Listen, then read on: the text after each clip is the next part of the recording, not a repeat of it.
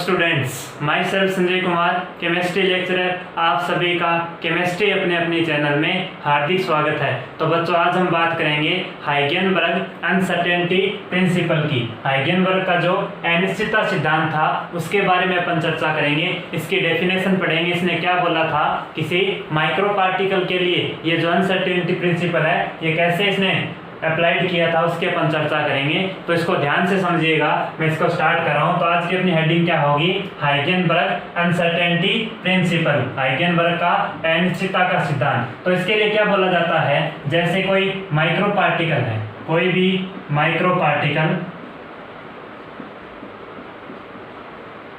Micro particle या सूक्ष्म कण जो क्या होना चाहिए, गतिशील होना चाहिए।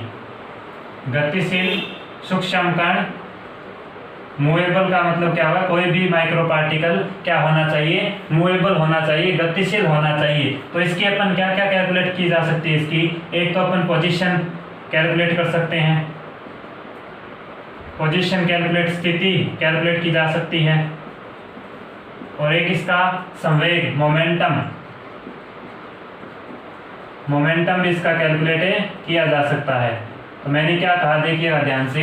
मैंने कहा कोई भी माइक्रो पार्टिकल, सूक्ष्म कण जो क्या हो, गतिशील हो, मूवेबल हो, उसकी अपन क्या कैलकुलेट कर सकते हैं, एक तो पोजीशन कैलकुलेट कर सकते हैं, मापन कर सकते हैं, एक मोमेंटम का मापन कर सकते हैं, स्थिति और संवेग दोनों का मापन किया जा सकता है। किसके लिए, कोई माइक्रो पार्टिकल जो क्या होना चाहिए, मूवेबल होना चाहिए। अब देखना, ये जो साइंटिस्ट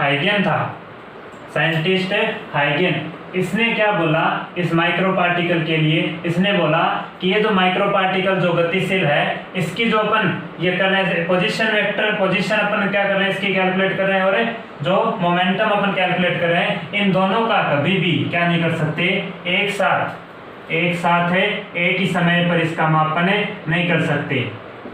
एक साथ है, एक समय पर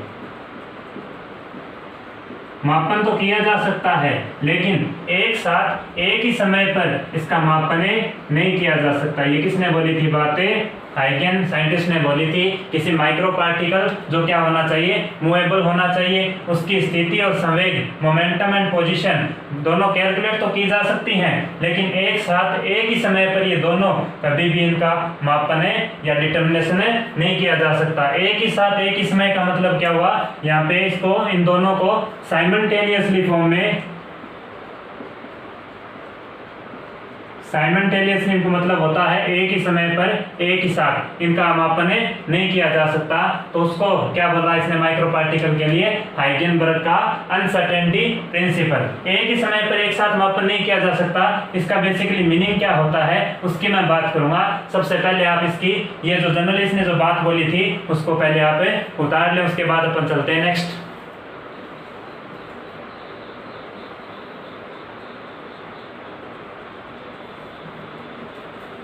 चलिए, तो हाइगेन ने क्या बोला, कोई भी माइक्रो पार्टिकल जो गतिशील है, उस गतिशील सूक्ष्म कण की क्या होगी, स्थिति और संवेग दोनों कभी भी एक साथ एक ही समय पर इसका मापन नहीं किया जा सकता। मापन से बेसिकली इसका क्या मीनिंग है, तो देखना, जैसे मैं माइक्रो पार्टिकल्स की बात करूं, ये तो माइक्रो पार्टिकल है, माइक्रो पार्टिकल, इस माइक्रो पार्टिकल की अपने को क्या चाहिए, एक तो पोजीशन चाहिए,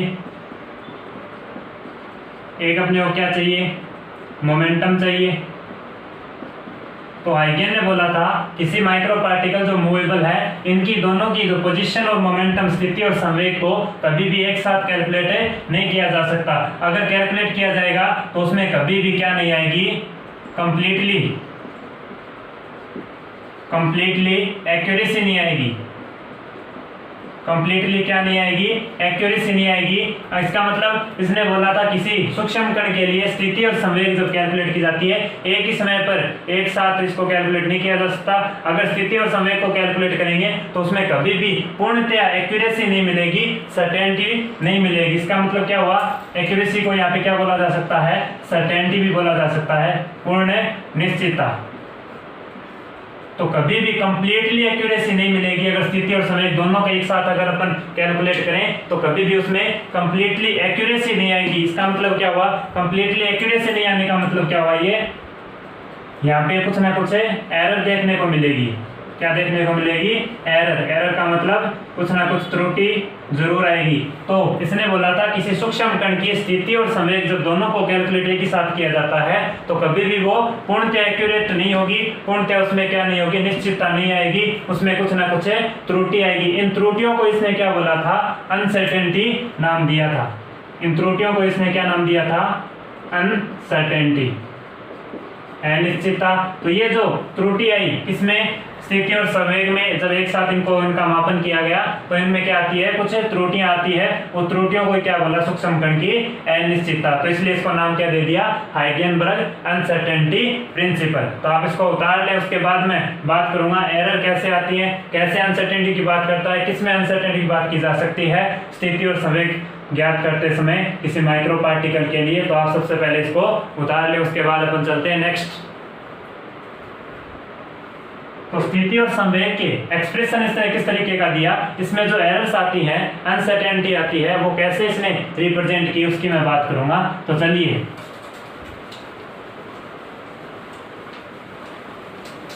तो अपने को क्या ध्यान में रखना है, हाइगेन ने क्या बोला था, किसी माइक्रो पार्टिकल जो मूवेबल है, गतिशील है, उसकी स्थिति और समय कभी भी पूर्णतः एक्यूरेसी के साथ, पूर्णतः निश्चितता के साथ कभी भी मापन नहीं किया जा सकता। उसमें कुछ एरर्स आती है, वो क्या कहलाती है, उस स्थिति और संवेग में अनसर्टेनिटी कहलाती है।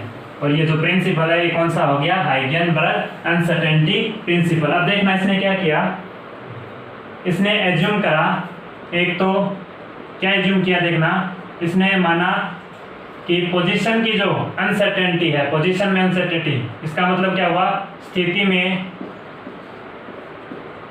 इसने माना स्थिति में अनिश्चितता कितनी है,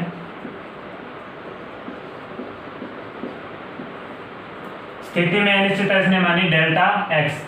जब अपन किसी माइक्रो पार्टिकल के लिए स्थिति अपन उसका मापन करते हैं, स्थिति पोजीशन का जब मापन करते हैं तो उसमें कंप्लीटली कभी एक्यूरेसी नहीं आएगी, तो उसमें क्या आएगी, एरर्स आएगी। एरर्स का मतलब उसमें क्या आएगी, अनसर्टेनिटी आएगी। उन एरर्स को इसने क्या माना, मान लिया कि उस पोजीशन में क्या ये एरर्स आई, वो क्या कहलाती हैं, डेल्टा एक्स। इसने क्या दिया, उसको डेल्टा एक्स बोला। इसी तरीके से संवेग की बात करें, किसी माइक्रो पार्टिकल के लिए जब संवेग की मापन की जाती है, संवेग का मापन किया जाता है, तो इसने संवेग में अनिश्चितता, संवेग में जो अनिश्चितता या एरर्स जो आई उसको इसने क्या बोला,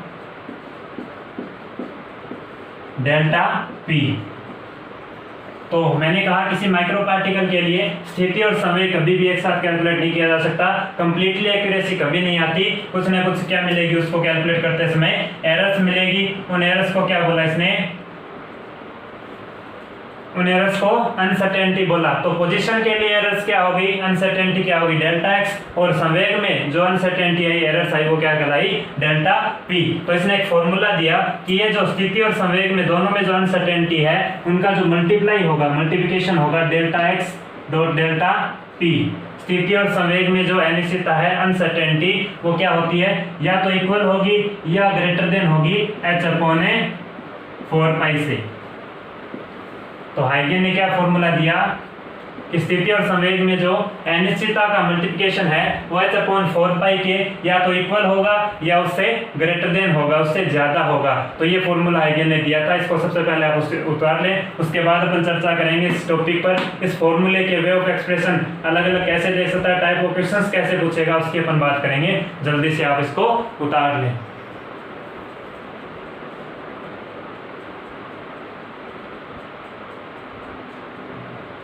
चलिए अब मैं बात कर रहा हूं, ये जो स्थिति में अनिश्चितता डेल्टा एक्स, डेल्टा एक्स किसके सिमिलर मानी जा सकती है। यहाँ पे स्थिति में अनिश्चितता बेसिकली मीनिंग क्या है, यहाँ पे मैं कह रहा हूँ इसको अपन डिस्प्लेसमेंट मान सकते हैं एक तरीके का। स्थिति में अनिश्चितता का मतलब क्या हो गया, डिस्प्लेसमेंट अनसर्टेनिटी। इसका मतलब स्थिति में अनिश्चितता बोल दो या क्या बोल दो, किसी डिस्प्लेसमेंट अनसर्टेनिटी की बात कर लो, वो क्या कहलाता है, डेल्टा एक्स। अब देखना यहाँ पे क्या बोला जाता है, h/2π। अगर इसमें से मैं h/2π अलग कर लूं तो h/2π को यहाँ पे क्या बोला जाएगा, h क्रॉस एच क्रॉस बोला जाता है। इसके प्रिंसिपल में एच अपॉन 2 पाई को क्या काम में लिया गया था, एच क्रॉस। तो अपना फॉर्मूला क्या हो जाएगा, delta X dot delta P greater than and equal H upon 2 पाई की जगह में क्या रख दूं, एच क्रॉस रख दिया, बचा क्या सिर्फ 2। तो ये फॉर्मूला भी क्या है, हाइगेन अनसर्टेनिटी प्रिंसिपल को रिप्रेजेंट कर रहा है। जल्दी से इसको उतार लीजिए, उसके बाद में वे ऑफ एक्सप्रेशंस की मैं बात करूंगा। इस फॉर्मूले पर अपन अलग अलग फॉर्मूले डेराइव करेंगे। जल्दी से आप इसको उतार लें।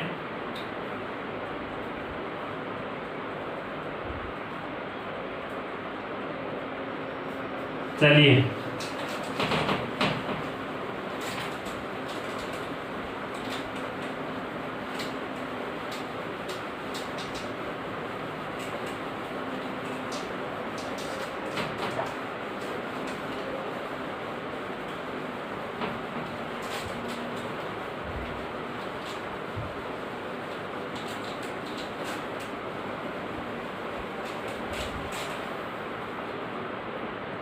देखिएगा, तो मैंने कहा जैसे माइक्रो पार्टिकल के लिए अपने को क्या कैलकुलेट करना होता है, एक तो पोजीशन अनसर्टेनिटी या एक अपने को मोमेंटम अनसर्टेनिटी। मोमेंटम की जब बात आती है यहाँ पे इसने क्या दिया formula, delta X dot delta P greater than and equal H upon 4 पाई। तो ये जो पी है ये एक्स किसको रिप्रेजेंट कर रहा है, डिस्प्लेसमेंट की मैं बात कर सकता हूँ यहाँ पे। डिस्प्लेसमेंट अनसर्टेनिटी पी यहाँ पे किसको रिप्रेजेंट करेगा, लीनियर मोमेंटम।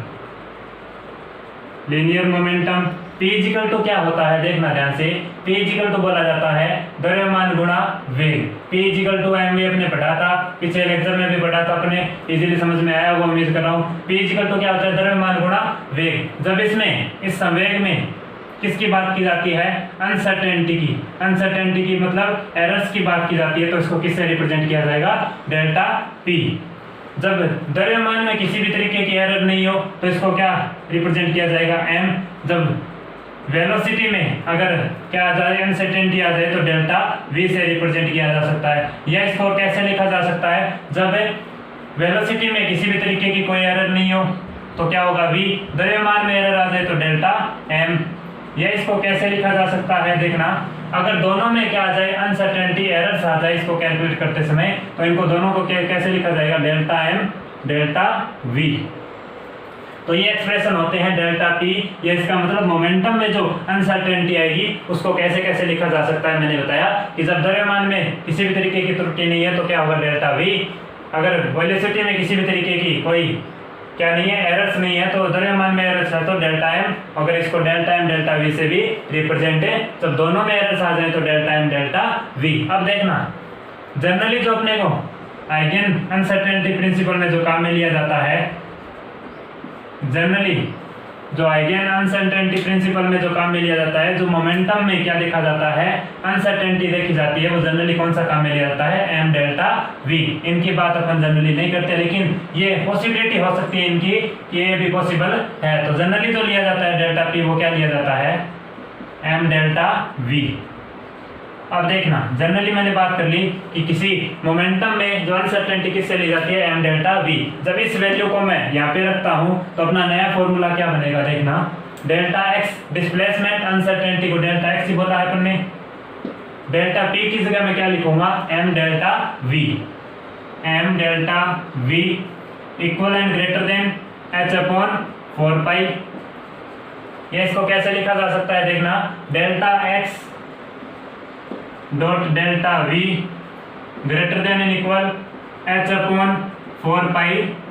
ये द्रव्यमान इसके अपॉन में चला जाएगा तो 4 पाई एम। तो ये एक्सप्रेशन हो गया हाइगेन अनसर्टेनिटी प्रिंसिपल का सेकंड एक्सप्रेशन हो गया। कैसे उसको रिप्रेजेंट किया जा सकता है उसकी मैंने बात कर ली। तो आप इसको जल्दी से उतार ले, उम्मीद कर रहा हूँ इजीली फॉर्मूला है, कैसे आया मैंने बता दिया, उम्मीद कर रहा हूँ आपको समझ में। बात किसकी होगी, एक तो पोजीशन की, मोमेंटम की बात हो गई, और पोजीशन और किसमें बात होगी, वेलोसिटी में अनसर्टेनिटी का फॉर्मूला क्या होता है, हाइगेन के अकॉर्डिंग इसका एक्सप्रेशन क्या होता है वो मैंने यहाँ पे बता दिया। अब बात करते हैं इसी तरीके से एक्सप्रेशन को, ये जो हाइगेन अनसर्टेनिटी प्रिंसिपल है इसको अपन वेवलेंथ के फॉर्म में कैसे एक्सप्रेशन देंगे उसकी मैं बात कर रहा हूँ। उसको अपन क्या करेंगे, डिटर्मिनेशन करेंगे उसका।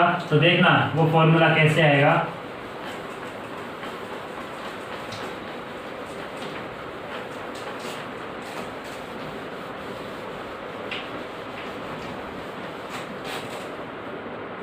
देखिएगा इसकी अदर फॉर्म के बारे में अपन बात कर रहे हैं।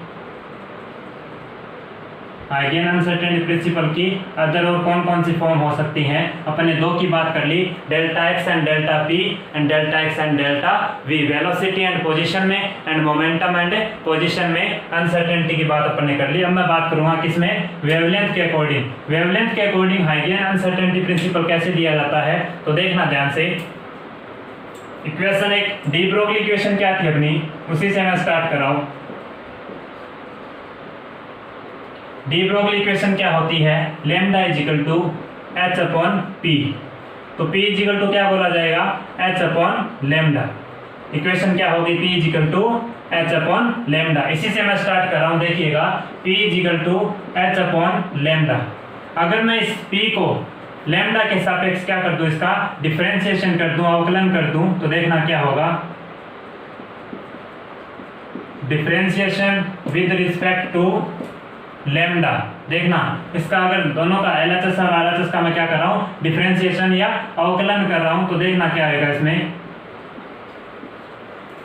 D by D lambda. किसके सापेक्ष कर रहे हैं अपन, विद रिस्पेक्ट टू लैम्डा। तो डी बाय डी लैम्डा किसका, पी का, is equal to D by D lambda किसका करना है, एच का, एच अपॉन लैम्डा का करना है। अब देखिएगा ध्यान से, अपन लैम्डा के सापेक्ष विद रिस्पेक्ट किसके देख रहे हैं, लैम्डा के सापेक्ष इनका डिफरेंशिएशन कर दिया। तो अब देखना इसमें क्या होगा, डीपी बाय डी लैम्डा, इसको मैं ऐसे कैसा लिख रहा हूं, इज इक्वल टू क्या होगा, डी बाय डी लैम्डा।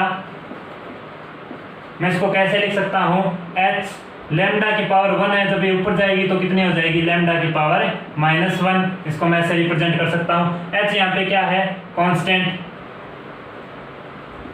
ये कांस्टेंट है। लैम्डा क्या है, वेरिएबल है, जिसका जो वेरिएबल होती है उसी का क्या किया जाता है, डिफरेंशिएशन किया जाता है। तो एच को अगर मैं बाहर ले लूं डिफरेंशिएशन से, तो क्या आएगा, DP by D lambda is equal to, H को मैंने बाहर ले लिया, डी बाय डी लैम्डा। यहाँ पे क्या होगा, देखना क्या बचा, लैम्डा की पावर -1। इसका अपने को क्या करना है, लैम्डा के सापेक्ष डिफरेंशिएट करना है। तो देखना एक फॉर्मूला बोला जाता है, उसकी मैं बात कर रहा हूं, देखिएगा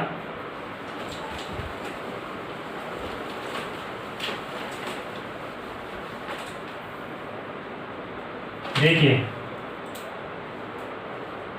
एक फॉर्मूला क्या होता है, अगर x के सापेक्ष में x की पावर किसका, -1 का क्या करूं, अगर मेरे को अवकलन करना हो तो कैसे होगा, देखना ध्यान से। x की पावर -1 का x के सापेक्ष अपने को क्या करना है, अवकलन करना है। वही बात यहाँ पे हो रही है, लैम्डा की पावर -1 का किसके सापेक्ष अपने को अवकलन करना है, लैम्डा के सापेक्ष। तो जनरली जो फॉर्मूला बोला जाता है वो होता है -x की power -1।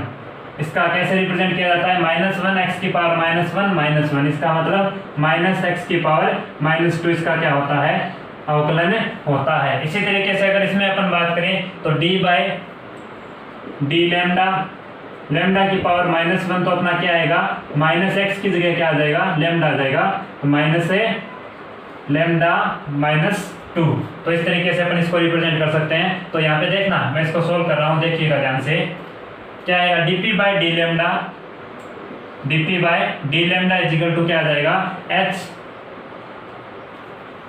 D by D lambda. इसको अपन ने सोल्व कर लिया, अवकलन कर लिया, कितना आएगा, माइनस में इसको साइन को पहले ले रहा हूँ, लैम्डा की पावर -2। अगर मैं इसको कैसे लिख सकता हूँ, और देखना DP by D lambda is equal to -h upon lambda square. ये लैम्डा स्क्वायर नीचे से अगर मैं इसको लैम्डा की पावर -2 को अगर नीचे ले आऊं तो ये कितना होगा, 1 अपॉन लैम्डा की स्क्वायर। इसको ऐसे भी लिखा जा सकता है। अब देखना ये माइनस चिन्ह है, इसका मतलब यहाँ पे नेगेटिव साइन है ये। तो यहाँ पे डीपी की अगर मैं बात करूं तो इसका मैग्नीट्यूड अगर काम में लिया जाए, मैग्नीट्यूड का मतलब क्या होता है, यहाँ पे सिर्फ पॉजिटिव वैल्यू क्या होगी, एग्जिस्ट होगी। पॉजिटिव वैल्यू क्या होगी, इसकी वैलिड होगी, एग्जिस्ट। पॉजिटिव वैल्यू क्या होगी, अपने को एग्जिस्ट काम में लेनी है। इसका मतलब डीपी इक्वल टू क्या हो जाएगा, इसका क्रॉस मल्टीप्लाई कर देंगे। ये वैल्यू जो नेगेटिव थी ये इसके जो मैग्नीट्यूड जो अपने काम में ले लिया, इसके कारण ये पॉजिटिव हो जाएगी। तो dp इक्वल टू क्या होगा, देखना मैं क्रॉस मल्टीप्लाई कर रहा हूँ, h अपॉन लैम्डा स्क्वायर, और ये डी लैम्डा है, इसके क्रॉस मल्टीप्लाई में आएगा डी लैम्डा। तो मैंने कहा जब dp का आपने क्या ले लिया, यहाँ पे मैग्नीट्यूड ले लिया, तो इसका मतलब ये नेगेटिव वैल्यू क्या हो जाएगी, पॉजिटिव हो जाएगी। लैम्डा स्क्वायर डी लैम्डा क्या होगा, इसके क्रॉस मल्टीप्लाई में आ गया। अब देखना ध्यान से, अगर मैं इस dp को किस में रख देता हूँ, इस फॉर्मूले में, अपना जो फॉर्मूला था delta x dot delta p greater than and equal h upon 4 पाई में रखूंगा, तो देखना एक्सप्रेशन किस तरीके का होगा, उसकी मैं बात कर रहा हूँ। आप पहले इस एक्सप्रेशन को जल्दी से उतार लें, उसके बाद अपन इसको उस फॉर्मूले में रखेंगे, dp की वैल्यू जो अपना हाइगेन अनसर्टेनिटी प्रिंसिपल था उसमें dp की वैल्यू रखेंगे, तो देखना एक्सप्रेशन किस तरीके का आएगा। जल्दी से आप इसको उतार लें।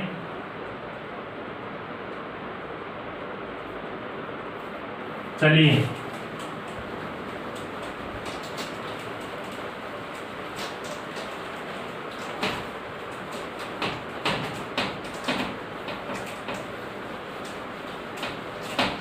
अब देखिएगा, हाइगेन अनसर्टेनिटी प्रिंसिपल क्या था, delta x dot delta p greater than equal h upon 4 पाई। इस dp डेल्टा p की जगह ये तो अपने क्या किया, पार्शियल डिफरेंशिएट किया इसको, तो ये जो वैल्यू है डेल्टा p, इसकी जगह अपन क्या रखेंगे, delta p equal to h upon lambda square D lambda. तो देखना इस डेल्टा p की जगह मैं वैल्यू रख रहा हूँ delta x dot delta p, यानी ये तो पार्शियल है, ये मोर चेंजेस को बताता है, तो इसमें ज़्यादा डिफरेंस नहीं होता। ये तो पार्शियल के लिए बोला जाता है डेल्टा, और ये सॉरी डेल, और डेल्टा किसके लिए बोला जाता है, मोर चेंजेस के लिए, पार्शियल के लिए नहीं होता, इतने चेंजेस होता है। तो डेल्टा p और dp इसकी जगह मैं क्या लिख सकता हूँ, h upon lambda square dot D lambda. तो देखना इसकी जगह मैं क्या लिख रहा हूँ, h upon lambda square dot D की जगह मैं यहाँ पे डेल्टा काम में ले रहा हूँ, delta lambda greater than equal h upon 4 पाई। तो यहाँ से क्या आएगा, अगर मैं इस लैम्डा को इधर क्रॉस मल्टीप्लाई कर दूं तो h से h तो कैंसिल हो गया, delta x del lambda greater than equal lambda square cross multiply कर दो अपॉन 4 पाई। तो एक्सप्रेशन किसका आ गया, ये भी हाइगेन प्रिंसिपल होता है, हाइगेन अनसर्टेनिटी प्रिंसिपल की फॉर्म होती है। इस कई बार इसमें से क्वेश्चन पूछ लिया जाता है कि किसी भी पार्टिकल की अपने को क्या दे रखी हो, वेवलेंथ अपने को पता हो, और किसी पोजीशन अनसर्टेनिटी की बात कर लेगा, अपने को दे देगा, और अपने क्या कैलकुलेट करवा लेगा, किसी वेवलेंथ में वेवलेंथ अनसर्टेनिटी पूछ लेगा,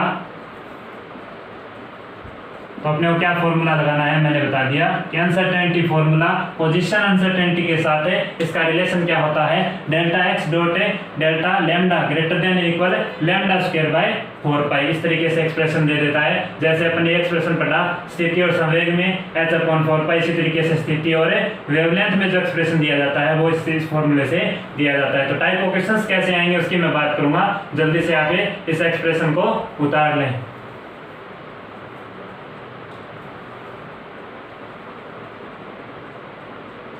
यहाँ पे डेल्टा लैम्डा क्या है, वेवलेंथ अनसर्टेनिटी, तरंग दैर्ध्य में अनिश्चितता। चलिए अब क्वेश्चंस की मैं बात कर रहा हूँ, इससे रिलेटेड ये जो फॉर्मूला अपन ने लगाया है इसी से रिलेटेड मैं क्वेश्चंस की बात कर ले, जिससे आपको और इजीली समझ में आ जाएगा।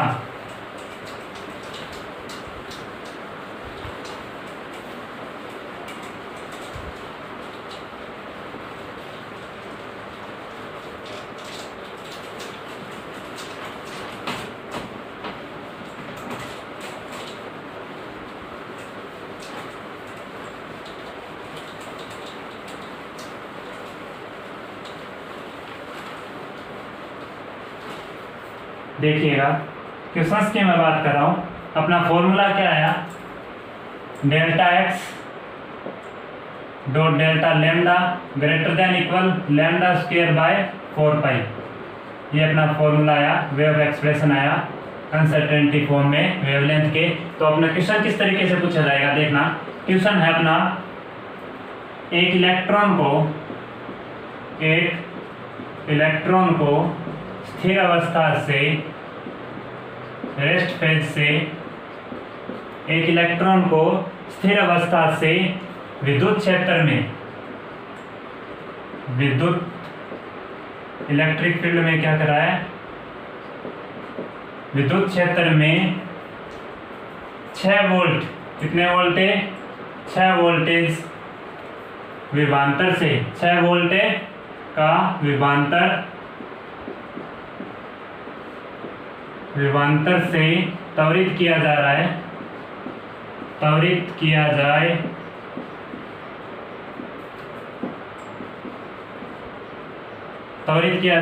तो अपने को क्या दे रखा है इसने, यदि इसकी स्थिति में, यदि इसकी स्थिति में अनिश्चितता, यदि इसकी स्थिति में अनिश्चितता, यदि इसकी स्थिति में अनिश्चितता कितनी दे रखी है इसने, 7/27, 7/22 दे रखी है, सॉरी 7/22 एंगस्ट्रॉम दे रखी है, तो तरंग दैर्ध्य में अनसर्टेनिटी कितनी होगी, तो तरंग दैर्ध्य वेवलेंथ में अनसर्टेनिटी की बात कर रहा है, एरर्स की बात कर रहा है, तरंग दैर्ध्य में अनिश्चितता बताओ।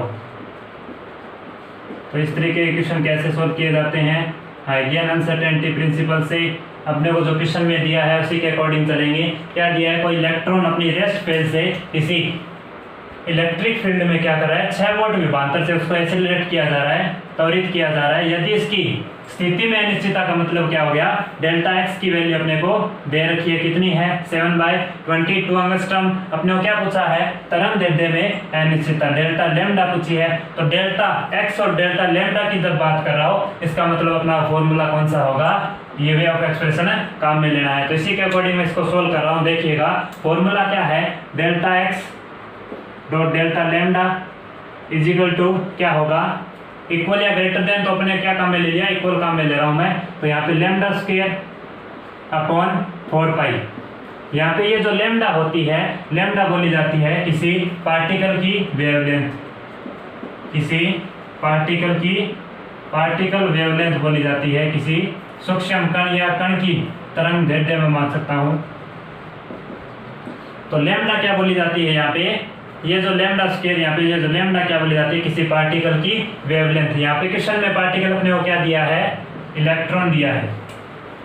तो देखना कैसे कैलकुलेट करेंगे अपन, पार्टिकल के लिए जब उस पार्टिकल को v वोल्टेज से अगर एक्सेलरेट किया जाए तो उसकी वेवलेंथ कैसे निकाली जाती है, इसके अपन ने बात कर ली थी, कहाँ की थी, डी ब्रोगली कि जो ड्यूअल नेचर है उसके अंदर अपन ने इसके फॉर्मूला डेराइव किया था। किसी को अगर समझ में नहीं आ रहा तो वहाँ पे मेरा लेक्चर देख लें, किसमें, डी ब्रोगली का लेक्चर देख लें। उसके अंदर मैं बात कर रहा हूँ किसी पार्टिकल की वेवलेंथ जब उसको v वोल्टेज से एक्सेलरेट किया जाए तो कैसे निकाली जाती है। किसी पार्टिकल के लिए लैम्डा कितनी बोली जाती है, √151/v, कितना बोला जाता है, 151/v का रूट। किसी पार्टिकल, अपने क्वेश्चन में क्या दिया, पार्टिकल इलेक्ट्रॉन, तो किसी भी पार्टिकल या इलेक्ट्रॉन को v विभवांतर से जब एक्सेलरेट किया जाता है तो उसकी लैम्डा कितनी आती है, 151/v का रूट। तो अब अगर मैं इसको देखना क्वेश्चन के अकॉर्डिंग, अगर मैं यहाँ से कितना दे रखा अपने वोल्टेज 6 वोल्ट दे रखी है, तो क्वेश्चन को इजी बनाने के लिए मैं यहाँ पे क्या कर देता हूँ, 151 को मैं क्या मान लेता हूँ, 150 भी मान लेता हूँ,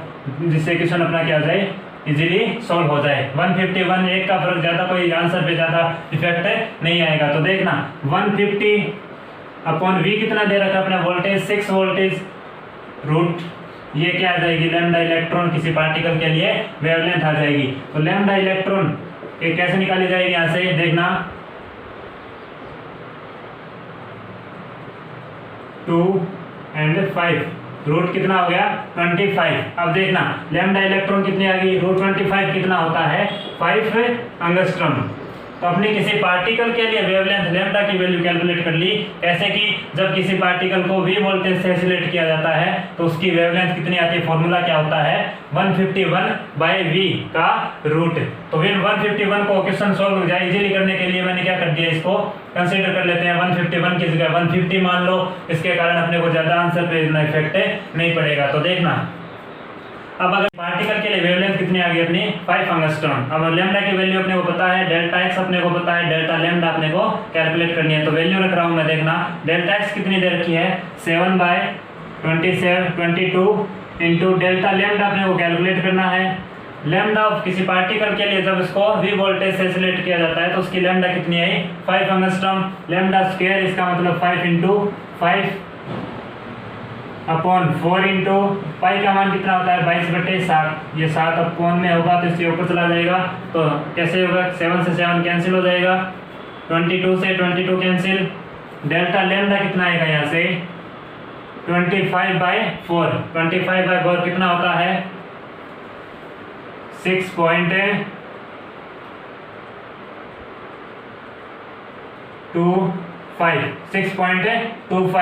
एंगस्ट्रॉम।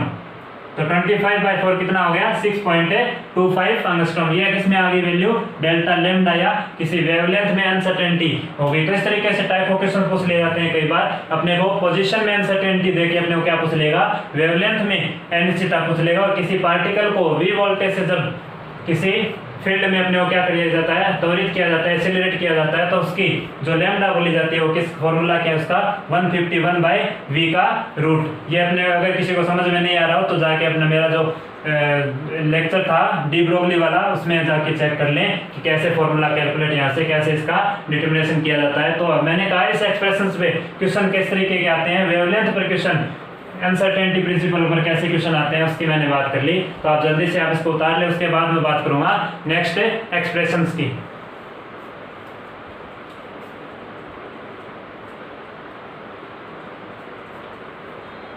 चलिए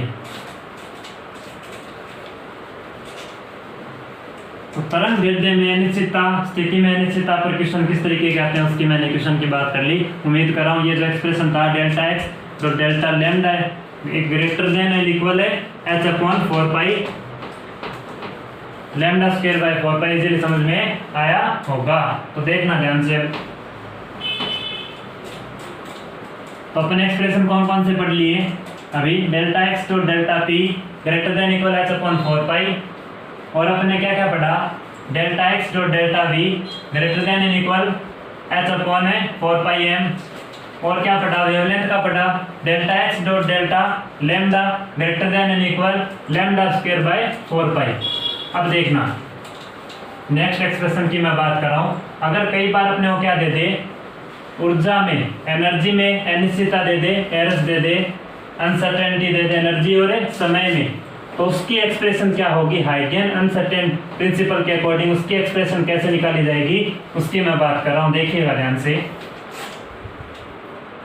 चलिए किसमें मैंने क्या कहा कई बार अपने को एनर्जी में क्या दे दी अनसर्टेनिटी डेल्टा ई, या क्या दे देगा समय में, समय और ऊर्जा में दोनों में क्या दे देगा अपने को अनसर्टेनिटी दे देगा। तो इस टाइप के क्वेश्चन कैसे सोल्व होंगे उनका एक्सप्रेशन क्या होगा उसकी मैं बात कर रहा हूँ। देखिएगा ध्यान से। एफ बल क्या बोला जाता है, इस एक्सप्रेशन को निकालने के लिए मैं किससे स्टार्ट कर रहा हूँ फोर्स से। फोर्स क्या बोला जाता है, संवेग में परिवर्तन की दर को क्या बोला जाता है, संवेग में परिवर्तन की दर को क्या बोला जाता है फोर्स बोला जाता है। मैंने कहा संवेग में परिवर्तन की दर, संवेग में परिवर्तन की दर क्या बोली जाती है फोर्स बोला जाता है, बल बोला जाता है। अब देखिएगा ध्यान से, संवेग में परिवर्तन की दर फोर्स बोल दिया। अब इसको डेल्टा पी को अगर मैं बात करूं डेल्टा पी की क्रॉस मल्टीप्लाई कर लेते हैं एफ डॉट डेल्टा टी। तो क्रॉस मल्टीप्लाई के बाद ये जो डेल्टा पी है इसकी जगह मैंने क्या रख दिया एफ डॉट डेल्टा टी। अब देखिएगा ध्यान से। अब अगर इस फॉर्मूले में अपना जो एक्सप्रेशन था हाइगेन अनसर्टेनिटी प्रिंसिपल का जो फर्स्ट एक्सप्रेशन क्या था, स्थिति और संवेग में जो अनिश्चितता ग्रेटर इक्वल होती है किसके h/4 के। अगर इस एक्सप्रेशन में मैं डेल्टा पी की वैल्यू यहाँ पे रख दूँ तो अपना एक्सप्रेशन क्या आएगा देखना, डेल्टा एक्स, इस डेल्टा पी की जगह मैं क्या रख रहा हूँ F dot delta T, F dot delta T greater than and equal h/4 ये एक्सप्रेशन रख दिया मैंने। अब देखना इसको एनर्जी के फॉर्म में कैसे कैलकुलेट करेंगे। अपना जो समय में अनसर्टेनिटी वो तो अपने पास आ गई, अब एनर्जी में कैसे आएगी, तो ऊर्जा या कार्य बराबर क्या बोला जाता है, कार्य या ऊर्जा, कार्य या ऊर्जा बराबर क्या होता है बल गुणा विस्थापन, बल गुणा विस्थापन। कार्य ऊर्जा बराबर क्या बोला जाता है, बल गुणा विस्थापन F डॉट ए dx। तो एनर्जी या वर्क बराबर इक्वल टू क्या बोला जाएगा, बल गुणा विस्थापन, फोर्स इनटू डिस्प्लेसमेंट क्या बोला जाता है, एनर्जी या वर्क बोला जाता है। तो देखना, अगर मैं बात करूं इस एक्सप्रेशन में, ये क्या है फोर्स, और डेल्टा एक्स किसके अपन ने सिमिलर माना था, डिस्प्लेसमेंट के अकॉर्डिंग। डिस्प्लेसमेंट डेल्टा एक्स क्या है, डिस्प्लेसमेंट अनसर्टेनिटी, एफ क्या है, फोर्स। तो फोर्स इनटू डिस्प्लेसमेंट क्या बोला जाता है, फोर्स इनटू डिस्प्लेसमेंट एनर्जी बोली जाती है, वर्क बोला जाता है। तो इसकी जगह मैं क्या लिख सकता हूं, delta E is equal to मैं क्या लिख सकता हूं, delta X dot A F, force into क्या हो गया, डिस्प्लेसमेंट हो गया। तो यहां से अगर मैं डेल्टा ई लिख दूं, इन दोनों की जगह मैंने क्या रख दिया, delta E dot delta T greater then in equal H upon 4 पाई। तो ये अपना क्या हो गया, एनर्जी में और समय में अनसर्टेनिटी प्रिंसिपल की एक्सप्रेशन हो गई। टाइप ऑफ क्वेश्चंस कैसे आते हैं, या तो एनर्जी में अपने को क्या दे देगा, अनसर्टेनिटी दे देगा, और समय में अनसर्टेनिटी पूछ लेगा, या समय में अनसर्टेनिटी देकर अपने को क्या पूछ लेगा, एनर्जी में अनसर्टेनिटी पूछ लेगा। इसको सोल्व कर लेना, क्या आंसर है आ जाएगा। तो सिंपल अपना एक्सप्रेशंस की मैं बात कर रहा था, एनर्जी और समय की, दोनों में अनसर्टेनिटी का जो रिलेशन होता है, जो एक्सप्रेशन होता है, delta E dot delta T greater than equal H upon 4 पाई। तो जिस तरीके से अपने वेवलेंथ में पढ़ा, इसी तरीके से एनर्जी और समय में पढ़ लिया। जल्दी से आप इसको उतार लें, ये एक्सप्रेशन कैसे है उसकी मैंने बातें कर ली।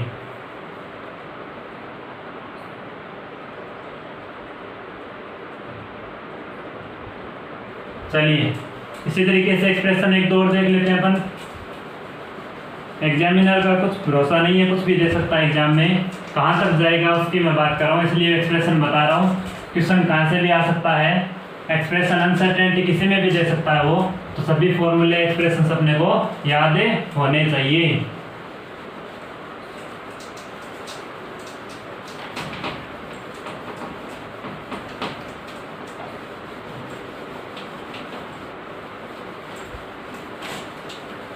तो ये एनर्जी और टाइम में क्या हो गया, डिस्प्लेसमेंट अनसर्टेनिटी प्रिंसिपल हो गया, एक्सप्रेशन हो गया। अब मैं बात कर रहा हूँ, देखिएगा ध्यान से, अपन को रिलेट करेंगे एक दूसरे को। देखना, डेल्टा एक्स और क्या बोला अपने, delta P greater than equal है एच अपॉन 4 पाई। इसी तरीके से अपन ने क्या देखा formula, delta X dot delta V, velocity में अनसर्टेनिटी और पोजीशन में अनसर्टेनिटी किसके इक्वल होती है, एच अपॉन 4 पाई एम। अब देखना ध्यान से, एच अपॉन 4 पाई एम। अब अगर कंपेरेटिवली मैं बात करूं, कंपेरेटिवली अगर बात की जाए, डेल्टा एक्स क्या है, दोनों में डिस्प्लेसमेंट के सिमिलर अपन इसको मान सकते हैं। डेल्टा वी और डेल्टा पी की मैं बात कर रहा हूं, देखिएगा ध्यान से। डेल्टा पी क्या है, लीनियर मोमेंटम। डेल्टा वी क्या है, लीनियर वेलोसिटी और लीनियर मोमेंटम का बेसिकली मीनिंग क्या होता है। तो देखना ध्यान से, अगर कोई माइक्रो पार्टिकल, कोई भी पार्टिकल जो मूवेबल है, अगर वो एक स्ट्रेट लाइन में मूवेबल है, जिसका पाथ कैसा नहीं हो, सर्कुलर नहीं हो, इसका मतलब किसी भी राउंड के अकॉर्डिंग वो जा रहा है लेकिन सर्कुलर वापस अपनी जगह नहीं आ रहा, इसका मतलब है उसकी जो मोमेंट होगी, उसका जो पाथ होगा वो कैसा होगा, लीनियर हो सकता है लेकिन कभी भी सर्कुलर नहीं होगा, सर्कुलर टाइप का उसका पाथ नहीं होगा। जब ये इस पाथ पर क्या करेगा, गति करेगा, मूवेबल होगा, तो उसकी जो वेलोसिटी होगी, अगर मैं इसका द्रव्यमान मान लेता हूँ, उसकी वेलोसिटी कितनी मान लेता हूँ, v बोली जाएगी। तो ये जो वेलोसिटी इसकी कौन सी होगी, लीनियर वेलोसिटी, जो कभी भी क्या नहीं होगी, एंगुलर वेलोसिटी नहीं होगी। अब देखना, अगर कोई पार्टिकल क्या कर रहा है, मूवमेंट कर रहा है, तो इस पार्टिकल की अगर मैं बात करूं, सर्कुलर पर नहीं कर रहा, किसी भी अलग पाथ पर क्या कर रहा है, मूवमेंट कर रहा है, वापस उसी जगह जहाँ से चला था वापस वही जगह अपनी नहीं आ रहा। इसका मतलब क्या हुआ, किसी भी पाथ पर मूवमेंट कर रहा है तो उसकी जो मोमेंटम बोली जाएगी वो क्या कहलाएगी, लीनियर मोमेंटम डेल्टा पी, या इसकी मैं बात करूं तो इसको मैं क्या बोल सकता हूं, जो मोमेंटम, इसको मैंने किससे बोल दिया, पी बोल दिया। तो उस पार्टिकल की velocity V, linear velocity, linear momentum और उसका मास हो गया। अब देखना, अगर ये पार्टिकल अगर किसी सर्कुलर पाथ पर मोशन करता है, इसका मतलब जहाँ से चला वहीं पे ऊपर क्या करेगा, अपनी साइकिल कंप्लीट करेगा, इसका मतलब सर्किल हो गया। अगर सर्कुलर पाथ पर कोई इलेक्ट्रॉन या पार्टिकल, जैसे मैंने पार्टिकल की बात करी, यहाँ पे कोई पार्टिकल है, अगर किसी कोई पार्टिकल सर्कुलर पथ पर क्या करता है, मोशन करता है, मूवेबल है माइक्रो पार्टिकल, तो उसकी वेलोसिटी कितनी बोली जाएगी, इसकी जो वेलोसिटी बोली जाती है एंगुलर वेलोसिटी बोली जाती है। लीनियर वेलोसिटी की जगह क्या बोली जाती है, एंगुलर वेलोसिटी। तो v किससे रिप्लेसमेंट हो गई, एंगुलर वेलोसिटी, एंगुलर वेलोसिटी। और ये जो लीनियर मोमेंटम किससे होगा रिप्रेजेंट, यहाँ पे अगर सर्कुलर पाथ पर क्या कर रहा है, मोशन कर रहा है, तो उसका लीनियर मोमेंटम क्या होगा, एंगुलर मोमेंटम, एंगुलर मोमेंटम। इसी तरीके से अगर मैं बात करूं तो मास की अगर बात करूं तो मास, अगर सर्कुलर पाथ पे कोई पार्टिकल क्या कर रहा है, मूवमेंट कर रहा है, तो उसका जो मास वो किससे रिप्लेसमेंट होगा, moment of inertia, moment of inertia, moment of inertia, जड़त्व आघूर्ण, इसको क्या बोला जाता है, जड़त्व आघूर्ण। अब देखिएगा ध्यान से, तो मैंने कहा जब कोई पार्टिकल सर्कुलर पाथ पे गति करता है तो उसकी जो वेलोसिटी बोली जाती है लीनियर, वो किस में बदल जाती है, एंगुलर वेलोसिटी। एंगुलर वेलोसिटी का मतलब कोणीय वेग, जिसको किससे रिप्रेजेंट किया जाता है, ओमेगा से। तो इसकी वेलोसिटी क्या होगी, ओमेगा होगी। अगर कोई लीनियर पाथ पर कोई अगर कोई पार्टिकल मूवमेंट कर रहा है तो उसकी, अगर वो सर्कुलर पाथ पे मूवमेंट करेगा तो उसकी वेलोसिटी क्या, मोमेंटम क्या बोला जाएगा, एंगुलर मोमेंटम, कोणीय संवेग, जिसको किससे रिप्रेजेंट किया जाएगा, जे या एल से रिप्रेजेंट किया जा सकता है। तो देखना, अगर कोई पार्टिकल सर्कुलर पाथ पे गति करता है जिसका द्रव्यमान क्या है, m, अगर इस द्रव्यमान की बात की जाए तो इसका जो मेजरमेंट किया जाता है वो, अगर ये सर्कुलर पाथ पे क्या कर रहा है, मूवमेंट कर रहा है, तो उसको क्या बोला जाएगा, मोमेंट ऑफ इनर्शिया, जिसको किससे रिप्रेजेंट किया जाएगा, I। तो द्रव्यमान को किसमें बदल दिया, मोमेंट ऑफ इनर्शिया I में, P को किसमें बदल दिया, J, और L में, V को किसमें बदल दिया, ओमेगा में। कब, जब ये कोई पार्टिकल है सर्कुलर पाथ पे क्या कर रहा हो, रिवॉल्विंग कर रहा हो या गति कर रहा हो। अब देखना, इसी के अकॉर्डिंग ये जो एक्सप्रेशन थे, इसी के अकॉर्डिंग मैं क्या करूंगा, किसी कोई इलेक्ट्रॉन जब सर्कुलर पाथ पे गति करता है तो वे ऑफ एक्सप्रेशन कैसे देंगे, तो इसमें मैं डेल्टा P की जगह क्या रख दूंगा, डेल्टा J या डेल्टा L, डेल्टा V की जगह क्या रखूंगा, ओमेगा, डेल्टा ओमेगा। इसी तरीके से डेल्टा X की अगर बात की जाए तो देखना, अगर कोई पार्टिकल लीनियर पाथ पर क्या कर रहा है, कोई डिस्प्लेसमेंट हो गया, जिसका मैंने बोल दिया ये कितना डिस्प्लेसमेंट किया इसने, x डिस्प्लेसमेंट किया, तो ये इसका क्या हो गया, लीनियर डिस्प्लेसमेंट हो गया। अगर ये कोई इलेक्ट्रॉन पार्टिकल इस सर्कुलर पाथ पे क्या करता है, मोशन करता है, तो इसका जो डिस्प्लेसमेंट बोला जाएगा वो किस तरीके से बोला जाता है, अगर कोई ये इस बॉडी के सेंटर से अगर मैं बात करूं तो यहाँ से क्या बदलता है, दूरी तो क्या रहती है, फिक्स रहती है, किसी भी पॉइंट पर देख लो दूरी क्या रहती है, फिक्स रहती है। क्या बदलता है, एंगल बदलता रहता है। तो सर्कुलर पाथ पर सिर्फ क्या बदलता है, एंगल बदलता है, दूरी नहीं बदलती। इसका मतलब जो विस्थापन होगा उसको क्या बोला जाएगा, जो एक्स वाली टर्म है लीनियर डिस्प्लेसमेंट, वो किस में चेंज हो जाएगी, यहाँ पे एंगुलर डिस्प्लेसमेंट में, एंगुलर डिस्प्लेसमेंट, कोणीय विस्थापन, जिसको किससे रिप्रेजेंट किया जाता है, डेल्टा थीटा से, थीटा से रिप्रेजेंट किया जाता है, ऐसे बोल सकते हैं अपन। तो इसको किससे रिप्रेजेंट कर दिया, अगर कोई पार्टिकल सर्कुलर पाथ पे क्या कर रहा हो, मोशन कर रहा हो, तो एक्स को जो लीनियर डिस्प्लेसमेंट है उसको किससे रिप्रेजेंट कर दिया मैंने, एंगुलर डिस्प्लेसमेंट से रिप्लेसमेंट कर दिया, तो उसको किससे रिप्रेजेंट किया जाता है, थीटा से। तो इस डेल्टा एक्स की जगह मैं क्या काम में लूंगा, थीटा, जब कोई इलेक्ट्रॉन या पार्टिकल सर्कुलर पाथ पे क्या कर रहा हो, मोशन कर रहा हो। तो डेल्टा P की जगह क्या काम में लूंगा, डेल्टा J या डेल्टा L, डेल्टा V की जगह क्या काम में लूंगा, डेल्टा ओमेगा, डेल्टा X की जगह डेल्टा थीटा। तो देखना इसका वे ऑफ एक्सप्रेशन किस तरीके का होगा, इसको जल्दी से आप उतार ले, उसके बाद वे ऑफ एक्सप्रेशन की मैं बात करूंगा। तो ये क्यों आया, इसमें लीनियर में linear momentum, linear velocity, angular velocity के साथ इसको अपने डिफाइन कर दिया कि इसका रिप्लेसमेंट किसके द्वारा होगा, जब कोई पार्टिकल है सर्कुलर पाथ पे मोशन करता है तो उसमें क्या क्या चेंजेस आएंगे, उसकी मैंने बातें कर ली। तो जल्दी से आप को उतार ले, उसके बाद मैं बात करूंगा एक्सप्रेशंस की।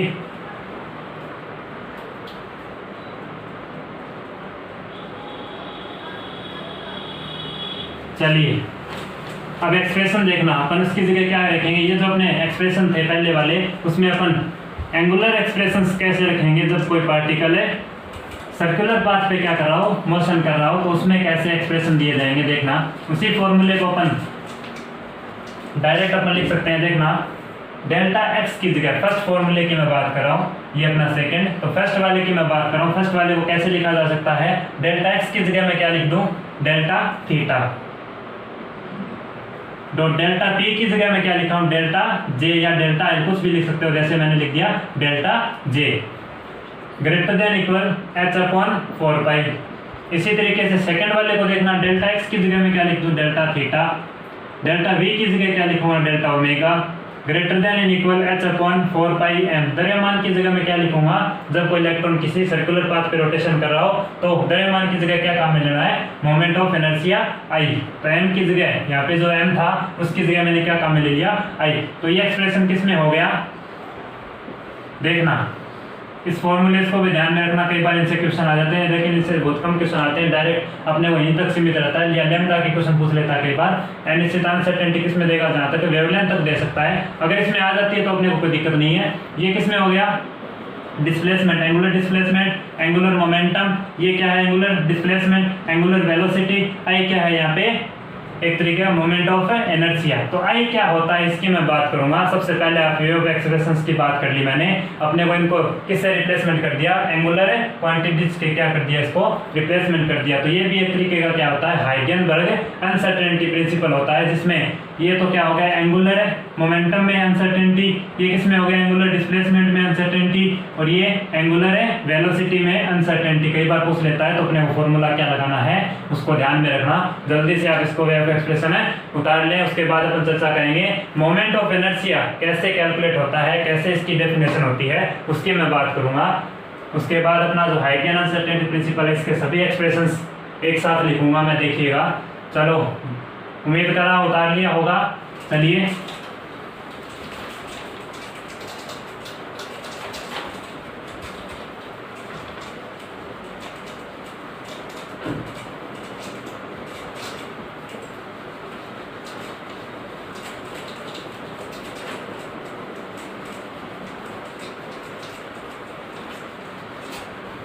तो मैं किसकी बात कर रहा था, मोमेंट ऑफ इनर्शिया की। मोमेंट ऑफ इनर्शिया क्या होता है, आई कैसे कैलकुलेट की जाती है, इसकी डेफिनेशन कैसे बोली जाएगी उसकी मैं बात कर रहा हूँ। द्रव्यमान को अपने किससे रिप्लेसमेंट किया, मोमेंट ऑफ इनर्शिया से। तो यहाँ पे थोड़ी सी मैं बात बता देता हूँ, मोमेंट ऑफ इनर्शिया होता क्या है, वैसे फिजिक्स में आता है ये, तो थोड़ा सा मैं इसकी बात कर लेता हूँ। देखिए moment of inertia I, moment of inertia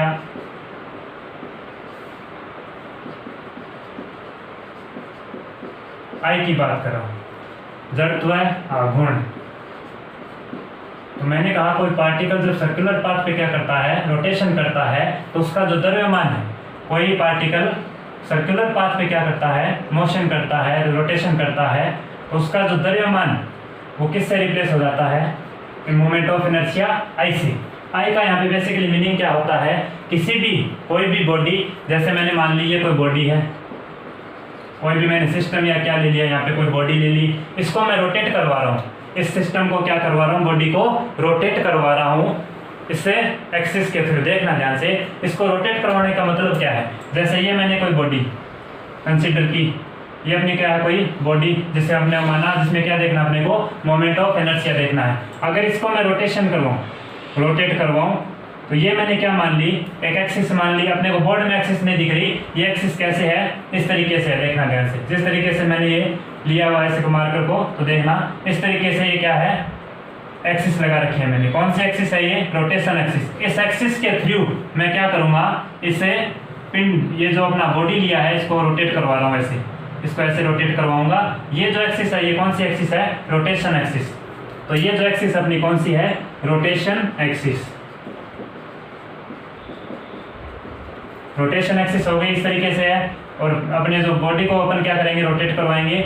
जैसे पंखे में पंखे की तीनों तालियों के बीच में जो एक्सिस है वो उसकी कौन सी होगी, इस तरीके से पंखे की 3 तालियां होगी। ये जो एक्सिस होगी पंखे के बिल्कुल बीच में, वो कौन सी एक्सिस होती है, उसकी रोटेशन एक्सिस। तो उसके थ्रू वो क्या करता रहता है, इसे रोटेट करता रहता है। उसी तरीके से मैं बात कर रहा हूँ यहाँ पे, ये एक्सिस अपनी एल से है रोटेशन एक्सिस, इसके थ्रू यहाँ पे ये क्या कर रहा है, कोई बॉडी रोटेट कर रहा है। तो मोमेंट ऑफ इनर्शिया क्या करता है, इससे ये जो कोई भी पार्टिकल है यहाँ पे, कोई भी पार्टिकल क्या करेगा, ये यहाँ पे रोटेशन करेगा। यहाँ पे क्या हो रहा है, रोटेशन।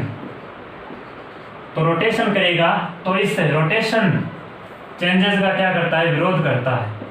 मोमेंट ऑफ इनर्शिया क्या करेगा, इसमें रोटेशन चेंजेस का विरोध करेगा, रोटेशन चेंजेस का विरोध करेगा, रेजिस्टेंस करेगा इसको। तो मैंने कहा जब कोई बॉडी या कोई निकाय इस तरीके से अगर क्या करेगा, इस एक्सिस रोटेशन एक्सिस के थ्रू क्या करेगा, परपेंडिकुलर इसके रोटेशन करता है, तो उस रोटेशन के दौरान जो चेंजेस आएंगे, रोटेशन के दौरान जो चेंजेस आते हैं उसका विरोध कौन करेगा, मोमेंट ऑफ इनर्शिया आई। तो रोटेशन के दौरान, किसी बॉडी के रोटेशन के दौरान उसका जो विरोध करेगा, उसमें जो चेंजेस आने वाले हैं उसका विरोध कौन करता है, आई करता है। इसका मतलब क्या हुआ, विरोध करने का मतलब क्या है, ये जो एक्सिस के थ्रू इस एक्सिस के परपेंडिकुलर क्या कर रहा है, ये अपना रोटेशन कर रहा है, इस तरीके से रोटेट होगा। जैसे पंखे और मैंने बात की, पंखे में इस तरीके एक्सिस हो गई, पंखे इस तरीके से क्या करेगा, रोटेट करेगा, रोटेशन करेगा।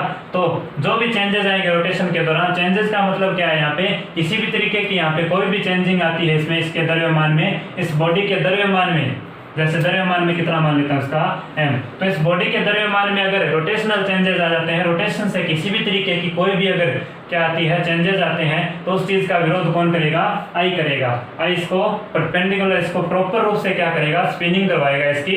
इसका मतलब क्या है, रेजिस्टेंस करने का मतलब क्या है, ये इसको प्रॉपर स्पिनिंग करवाएगा, प्रॉपर रूप से क्या करवाएगा, इसको घूमने देगा।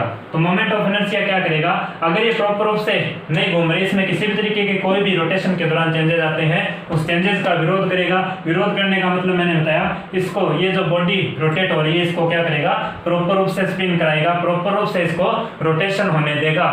किसकी वजह से प्रॉपर रूप से रोटेशन होगा, आई की वजह से यहाँ पे क्या होगा, प्रॉपर रूप से रोटेशन होगा। तो देखना, तो प्रॉपर रूप से रोटेशन हो गया, इसका मतलब यहाँ पे इसके लिए जिम्मेदार कौन है, आई, मोमेंट ऑफ इनर्शिया। इसका मतलब क्या हुआ, इस बॉडी का जो द्रव्यमान है, इस बॉडी का जो द्रव्यमान है, तो मोमेंट ऑफ इनर्शिया क्या बोला जाता है इस बॉडी के लिए, आई इक्वल टू बोला जाता है। अगर इसका द्रव्यमान m है और इसकी डिस्टेंस कितनी है, इससे पार्टिकल के लिए ये जो डिस्टेंस है इसकी मैं बात कर रहा हूँ, देखना इसका द्रव्यमान कितना माना मैंने m, ये जो डिस्टेंस मैंने बोली है ये क्या है, r।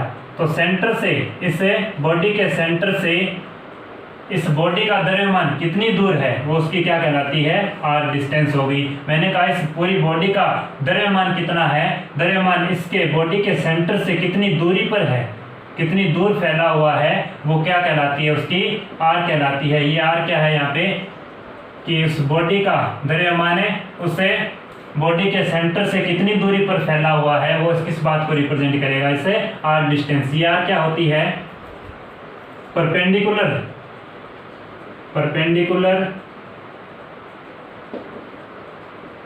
परपेंडिकुलर डिस्टेंस होती है। क्या होती है, परपेंडिकुलर डिस्टेंस। परपेंडिकुलर डिस्टेंस का मतलब क्या होती है, ये जो रोटेशनल एक्सिस है इसके ये परपेंडिकुलर बोली जाती है हमेशा ही। जैसे रोटेशनल एक्सिस ये ली मैंने, अपने बात की थी, रोटेशनल एक्सिस इसके थ्रू क्या कर रहा है, ये रोटेट कर रहा है। तो मैंने प्रिंसिपल एक्सिस क्या ली, रोटेशनल एक्सिस ये ले ली, तो इसके थ्रू ये क्या कर रहा है, बॉडी इस तरीके से यहाँ पे रोटेट हो रहा है। तो ये रोटेट होगा तो इसकी जो डिस्टेंस होगी, इसका द्रव्यमान, इस बॉडी का जो द्रव्यमान है वो इसकी बॉडी के सेंटर से कितनी दूरी पर है, वो क्या कहलाती है, r। तो देखना ये तो अपनी होगी रोटेशनल एक्सिस, और मैंने कहा इस बॉडी का द्रव्यमान कितनी दूरी पर है, वो उसकी क्या कहलाती है, ये r। तो r इसके क्या हो गई, इस एक्सिस के परपेंडिकुलर। यहाँ पे जो एंगल बनेगा, देखना ध्यान से, यहाँ पे जो एंगल बन रहा है, देखना यहाँ पे जो एंगल बन रहा है वो कितना बन रहा है, 90 डिग्री का बन रहा है। तो इस एक्सिस के थ्रू और इससे r के बीच एंगल कितना होना चाहिए, 90 डिग्री का होना चाहिए, परपेंडिकुलर होनी चाहिए। तो आर की वैल्यू अपने को हमेशा 90 डिग्री पर कैलकुलेट करनी है।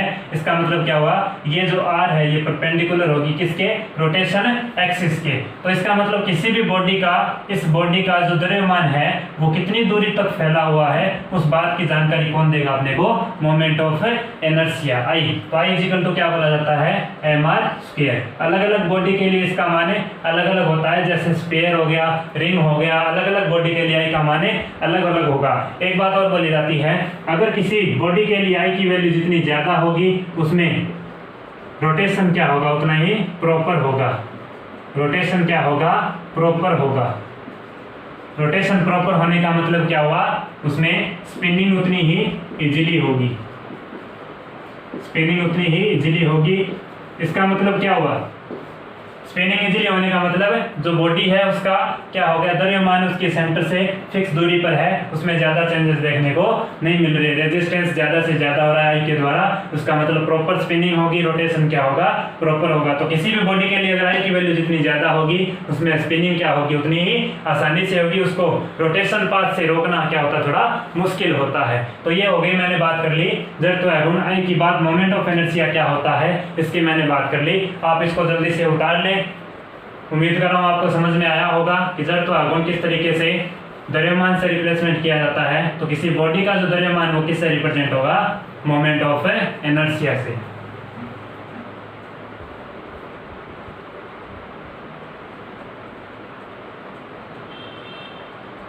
चलिए, तो एक्सप्रेशंस अपन ने क्या क्या पढ़ लिया। ये जो अपना हाइगेन का अनसर्टेनिटी प्रिंसिपल है उसमें एक्सप्रेशंस कौन कौन से पढ़े उसकी मैं फिर से उसको थोड़ा रिवाइज कर देता हूँ। एक्सप्रेशन कौन कौन से है उसको सभी को एक साथ लिख देता हूँ जिससे आपको समझ में आ जाए, दिक्कत किसी भी तरीके की ना आए। तो देखना, उन एक्सप्रेशंस को मैं एक साथ ला रहा हूँ। एग्जाम में टाइप ऑफ क्वेश्चंस कैसे पूछेगा उसकी भी अपन बात करेंगे। इन सभी एक्सप्रेशंस को काम में लेके एग्जाम में पूछे गए क्वेश्चंस की भी बात करेंगे। पहले मैं उन सभी एक्सप्रेशंस को एक साथ लिख देता हूं, देखिएगा।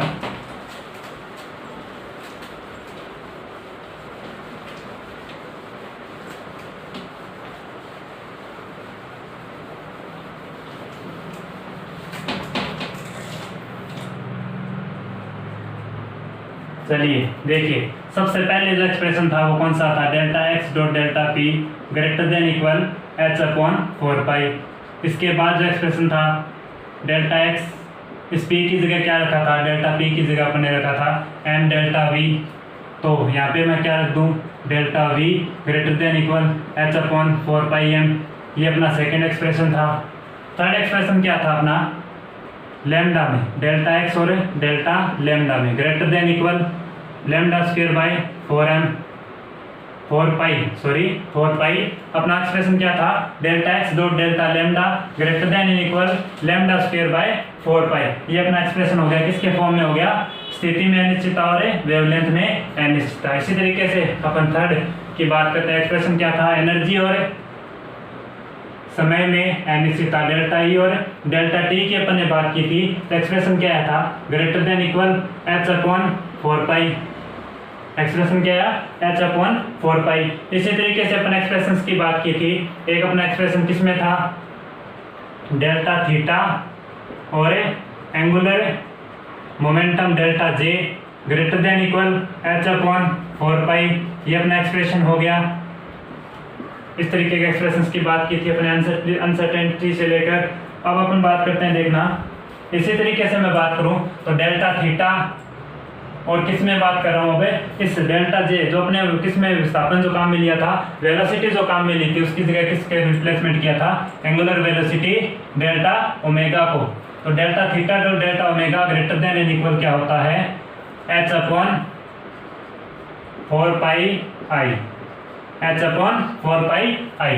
तो ये वो एक्सप्रेशन हो गए अनसर्टेनिटी से लेकर जो अपने पढ़ रहे थे अपन वेव एक्सप्रेशंस क्या होते हैं अनसर्टेनिटी प्रिंसिपल से रिलेटेड 1 2 3 4 5 6 टोटल 6 एक्सप्रेशन पढ़ लिए। इसमें किसी भी तरीके का कोई भी क्वेश्चन दे दे, जैसे क्वेश्चंस की अगर मैं बात करूं तो अपने को क्या दे सकता है, स्थिति में अनिश्चितता, वेग में अनिश्चितता पूछ लेगा, यंग का तो रिवर्स पूछ लेगा, वेग में क्या दे देगा, अनिश्चितता दे देगा, वेवलेंथ में अनिश्चितता दे देगा, इसके अपन क्वेश्चन की बात कर ली थी, एनर्जी में अनिश्चितता दे देगा, समय में अनिश्चितता पूछ लेगा, या क्या पूछेगा, अनिश्चितता डेल्टा जे में अनिश्चितता दे देगा, डेल्टा थीटा में पूछ लेगा, डेल्टा थीटा में देके डेल्टा जे में पूछ लेगा, या ओमेगा में क्या दे देगा, अनिश्चितता दे देगा, डेल्टा थीटा में पूछेगा, डेल्टा थीटा में देगा तो ओमेगा कोण या वेग में अनिश्चितता पूछ लेगा। इस तरीके से एग्जाम में टाइप ऑफ क्वेश्चंस आते हैं। तो ये एक्सप्रेशंस हो गए सभी हाइगन से अनसर्टेनिटी प्रिंसिपल से रिलेटेड। उम्मीद कर रहा हूं आप लोगों को इजीली समझ में आया होगा।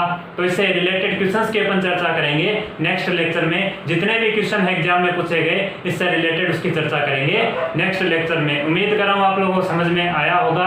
तो बच्चों अगर ये लेक्चर आपको अच्छा लगे तो प्लीज लाइक एंड सब्सक्राइब, और इसको बार बार रिवाइज करते रहें, तभी ये चीजें ज्यादा से ज्यादा याद रहेगी। तो मिलते हैं जल्दी नए कंटेंट के साथ। इन से रिलेटेड क्वेश्चंस की, हाइगन अनसर्टेनिटी प्रिंसिपल से रिलेटेड क्वेश्चंस की अपन चर्चा करेंगे नेक्स्ट लेक्चर में। Thanks for watching this lecture. Thank you.